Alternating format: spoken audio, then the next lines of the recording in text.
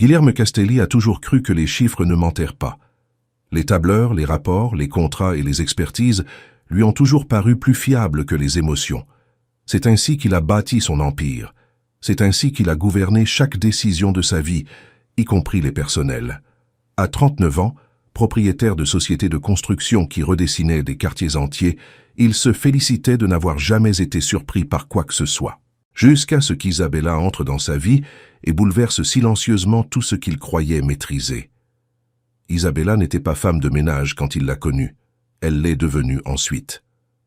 Au début, elle travaillait comme assistante administrative dans l'une des entreprises du groupe Castelli.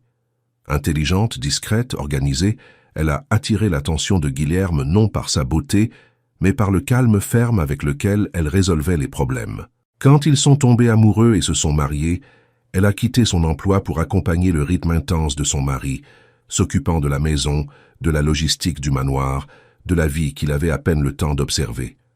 Avec le temps, les autres ont commencé à l'appeler femme de ménage, une étiquette injuste que Guilherme n'a jamais corrigée. Il y avait cependant quelque chose qu'il ne lui avait jamais dit. Un diagnostic ancien, reçu 10 ans plus tôt, à une époque où il luttait encore pour devenir quelqu'un. Le médecin avait parlé d'un faible compte, de chance minime, de difficultés presque absolues. Guilherme n'avait entendu qu'un seul mot et l'avait transformé en sentence. Impossible. Il avait gardé cela comme un secret honteux, un défaut que l'argent ne pourrait jamais réparer. Il s'était promis de ne jamais en parler, de ne jamais revenir dans cette salle blanche de consultation. Isabella croyait que le silence de son mari n'était que fatigue. Les nuits où il restait éveillé à fixer le plafond semblaient refléter des soucis professionnels.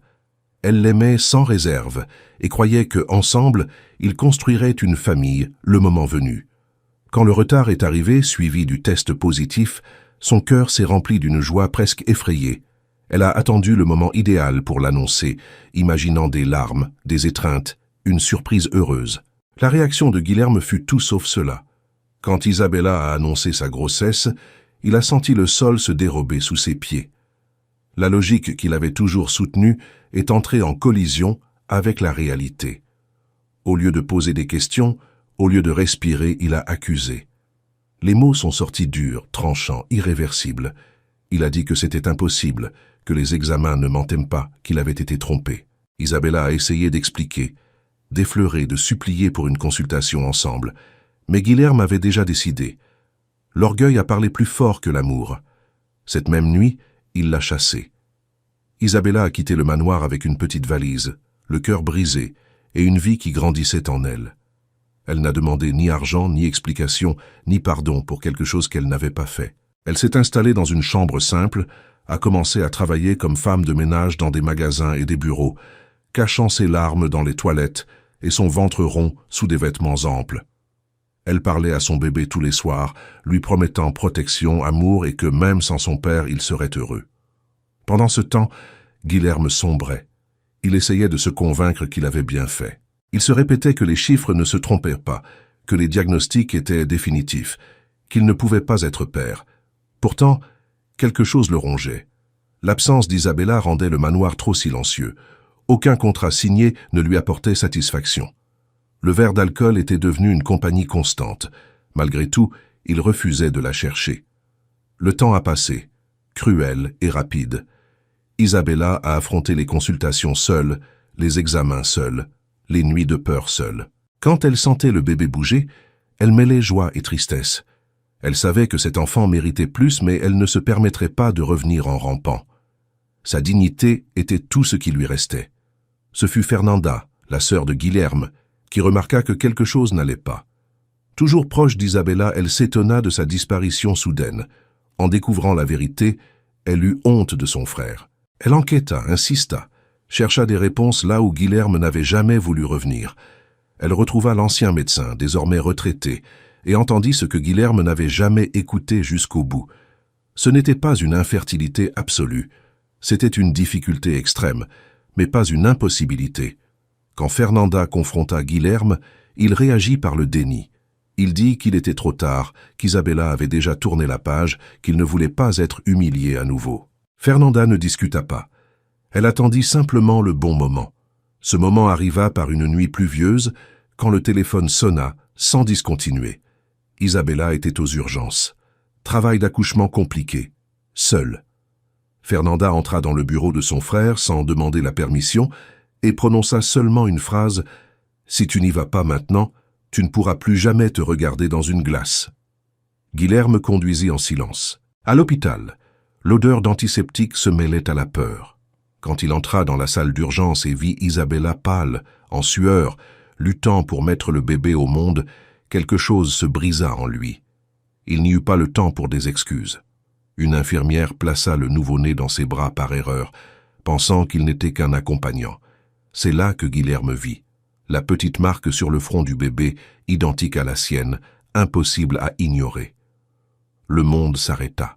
Aucun examen, aucun rapport, aucune certitude ancienne ne résista à cette preuve vivante. Les pleurs du bébé semblaient à la fois accusation et pardon. Guilherme tomba à genoux, comprenant trop tard le prix de son propre orgueil. Isabella observait en silence, épuisée, blessée, mais entière. Elle ne sourit pas, ne pleura pas. Elle dit seulement le nom de son fils. Guilherme le répéta à voix basse, comme une prière brisée. À cet instant, il comprit qu'il avait perdu des mois irréparables, que l'erreur n'avait pas été seulement technique, elle avait été humaine. Rien ne serait simple à partir de là. Le pardon n'était pas automatique, l'amour n'était pas garanti. Mais face à ce bébé, Guilherme comprit que certaines vérités ne tiennent pas dans des examens et que l'orgueil coûte très cher quand il parle plus fort que le cœur. Guilherme resta immobile de longues minutes après la naissance. Le bébé avait déjà été emmené pour les premiers soins. Isabella se reposait épuisée, et le silence entre eux était lourd, chargé de tout ce qui avait été dit et de tout ce qui n'aurait jamais dû l'être. Il s'assit sur une chaise proche, les mains tremblantes, fixant le sol comme si sa sentence y était écrite. Pour la première fois de sa vie, il n'y avait aucun calcul pour le sauver. Quand Isabella se réveilla, des heures plus tard, elle le trouva encore là. Il n'avait pas dormi. Il n'était pas parti. Il avait seulement attendu comme quelqu'un qui attend un jugement. Elle l'observa en silence, sentant des émotions contradictoires traverser sa poitrine. Une partie d'elle voulait crier, une autre pleurer, une autre simplement l'ignorer. Mais il y avait le bébé, et cela changeait tout. Guilherme se leva lentement quand il remarqua qu'elle était réveillée. Il ne s'approcha pas immédiatement. Il respecta la distance qu'il avait lui-même créée des mois auparavant. « Je ne suis pas venu demander quoi que ce soit, » dit-il d'une voix basse. « Je suis seulement venu assumer ce qui est à moi. L'erreur, la faute, la responsabilité. » Isabella tourna le visage, les yeux emplis de larmes, mais ne répondit pas. Dans les jours qui suivirent, Guilherme essaya de réparer l'irréparable. Il s'occupa de la bureaucratie de l'hôpital, assura le confort, mais n'envahit pas. Il dormait sur des chaises, apportait des repas, tenait le bébé quand on l'y autorisait. Il ne parlait pas de retour, ne parlait pas d'amour. Il était simplement présent, silencieux, constant. Pour Isabella, cela était déroutant. Elle ne faisait plus confiance à ses paroles, mais elle voyait l'effort dans les gestes. Après la sortie de l'hôpital, Isabella décida de ne pas retourner au manoir. Elle accepta un petit appartement près de l'hôpital, payé par Guilherme, mais selon ses propres conditions. Il accepta sans discuter. Il rendait visite à son fils quotidiennement, toujours à la même heure, toujours avec respect. Il n'entrait jamais sans y être invité. Il ne remettait jamais en question les décisions. Il ne faisait jamais pression. Au fil des mois, Guilherme changea. Il abandonna les excès, réduisit le rythme de travail, apprit à changer les couches, à calmer les pleurs, à écouter. Il découvrit que la paternité n'était pas contrôle, mais présence. Chaque sourire du bébé lui rappelait le temps perdu et la chance rare qu'il avait reçue. Isabella observait de loin. Cela faisait encore mal. Il y avait encore des nuits où elle se souvenait de l'expulsion, de la solitude, des accusations. Mais elle voyait aussi la constance. Guilherme ne disparaissait pas, ne renonçait pas, n'exigeait pas. Quand elle avait besoin de repos, il restait. Quand elle pleurait en cachette, il respectait le silence. Petit à petit, la colère fit place à quelque chose de plus complexe. Une certaine nuit, alors qu'ils observèrent leur fils dormir, Isabella parla. « Je ne sais pas si je peux redevenir celle que j'étais. » Guilherme hocha la tête. « Je ne veux pas que tu redeviennes celle que tu étais. Je veux apprendre à aimer celle que tu es devenue. » Cette réponse n'effaça pas le passé, mais elle ouvrit une brèche. Le temps continua de passer. Une année s'écoula. Le bébé fit ses premiers pas. Guilherme était là. Premier mot. Guilherme l'entendit. Première fièvre. Guilherme passa la nuit éveillé. Il n'y avait plus de doute sur son engagement. Pourtant, Isabella restait prudente. Reconstruire exigeait plus qu'un repentir. Ce fut lors d'un après-midi simple au parc que tout changea. Le fils courut vers Guilherme, trébucha et tomba. Guilherme le releva avec soin, nettoya le genou et l'enlaça avec une tendresse qu'Isabella n'avait jamais vue auparavant. À cet instant, elle comprit que l'homme devant elle n'était plus celui qui l'avait chassé. Non parce qu'il s'était excusé, mais parce qu'il s'était transformé. Des mois plus tard, Guilherme demanda la permission de parler d'eux. Il ne promit pas de fins heureuses. Il demanda seulement s'il pouvait essayer lentement, sans hâte, sans garantie. Isabella pensa à son fils, à elle-même, aux nuits où elle avait tout affronté seule. Et elle pensa aussi à l'homme qui était là tous les jours désormais. Elle accepta d'essayer. La réconciliation ne fut ni immédiate ni parfaite. Il y eut des disputes, des peurs, des rechutes émotionnelles. Guilherme dut apprendre à écouter sans se défendre, à accepter les limites, à respecter les silences. Isabella dut apprendre à faire à nouveau confiance, pas à pas. Tous deux firent des erreurs. Tous deux grandirent. 2 ans plus tard, l'ancien manoir ne semblait plus froid. Il y avait des jouets éparpillés, des dessins sur le réfrigérateur, des rires dans les couloirs. Isabella était enceinte à nouveau. Cette fois, accompagnée, respectée, en sécurité. Guilherme tenait sa main à chaque consultation, sans jamais oublier le passé qui avait failli tout détruire. Par un après-midi ensoleillé, assis dans le jardin, Guilherme dit « Je n'ai pas mérité ta patience, mais je suis reconnaissant pour chaque jour où tu as choisi de rester. » Isabella répondit avec sérénité « Je ne suis pas resté pour toi, je suis resté pour moi, pour notre fils, et parce que tu as décidé de changer. » Il sourit, acceptant la vérité. Le passé ne fut pas effacé.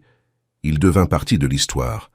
Un rappel silencieux que l'orgueil aveugle, que les certitudes peuvent s'effondrer et que l'amour véritable ne naît pas de la perfection, mais du courage de reconnaître ses fautes et de reconstruire. Guilherme apprit que les examens peuvent se tromper, mais que les attitudes, non. Isabella apprit que pardonner n'est pas oublier, c'est choisir d'avancer en toute conscience. Quand le 2e bébé naquit, Guilherme était là dès le premier instant. Il tint sa fille les larmes aux yeux, conscient du privilège d'être présent. Isabella observait en paix. La famille n'était pas parfaite, mais elle était réelle.